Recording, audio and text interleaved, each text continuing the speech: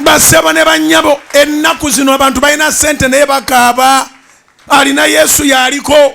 Mu nsi yonna abantu bali ku muyiggo. Si gwa mmere balina. Tebaagala byapa amataka balina. Tebaagala amayumba balina. Banoonya be basobola okuwamba babaggyemu ensigo bazze babeerewo akaseera. Gavumenti ya Uganda yatandise okutuula obufoofufu olw'abaana abaggyibwa mu Uganda ne babatwala ne babagyamu ensigo. Kyobulaba weetaaga kyaki kubanga eyo bw'ogendayo engeri gye babadde bakikolamu esinga bwe bakukebera bino bye bagamba genda mu sikaani ovayo nga bagenda ensigo yo ndwadde bakulwazizza bulwaza naye toli mulwadde. Ne balyoka bagamba kati weetaaga genda India bagye baba bakulongooseza. Ne munoonya sente mu kikaniziro ne baga twafunye baddoona abagenda okuyamba bakupakire. Ne bakupakira ova muno mu Uganda nga ffenna tumanyi oli mulwadde. N'otuukeyo kati ne bakuttira ddala. Ebintu by'obadde olinanga obigayangoloza oli munaku nnyo. Ne babibawamu obuwumbi n'obuwumbi. Eno ne bakomyawo omulambo oba batusaasidde ne bagukomyawo. Abamu mu kyayi Uganda buli kaseera oyagala kugenda bweru. Oyagala na kuyita mu makubo makyamu. N'abagenze mu makubo amatuufu babatta. Naye ate gw'ogendera mu makubo makyamu. Abamu gye bakolereyo mu mayumba g'Abawarabu n'abalala. Gye bakukubira akayiso n'ofuna omusujjasujja ogenda okudda engulu ng'oli ku kitanda bye bajjeemu tobimanya. Naye ng'ate wali olowooza tolina ky'oli. Bassebo ne bannyabaawo w'oyimiridde. Siima Katonda ebisigadde agenda kubikuwa. Abamu kumwe essala tezinnaddibwamu kubanga Mukama ayagala amala okuzimba.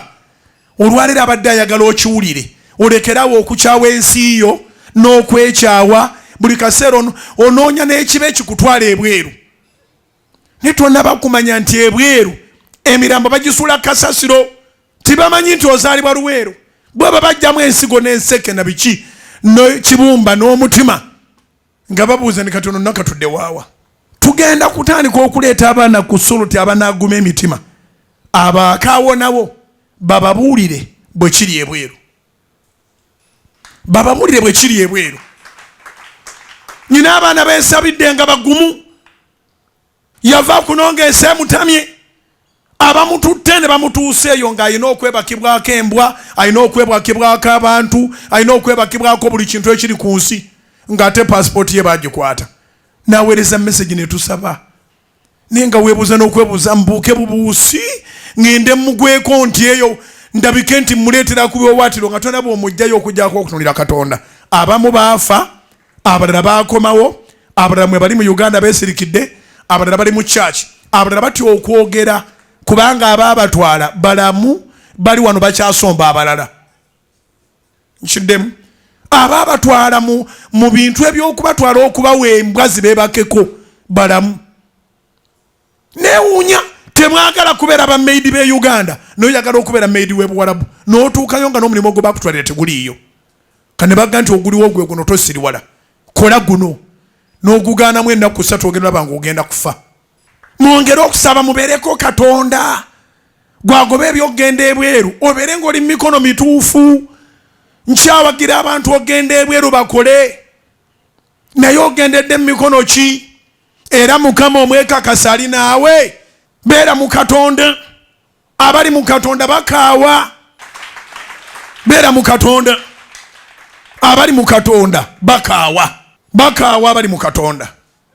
Naye kyenkukakasa Katonda akuleseewo ng'oli mulamu mu muyaga gw'ensi yonna ogwa COVID. Alina ekifo kyo, alina n'ebintu byo. Alina ekifo kyo, alina n'ebintu byo.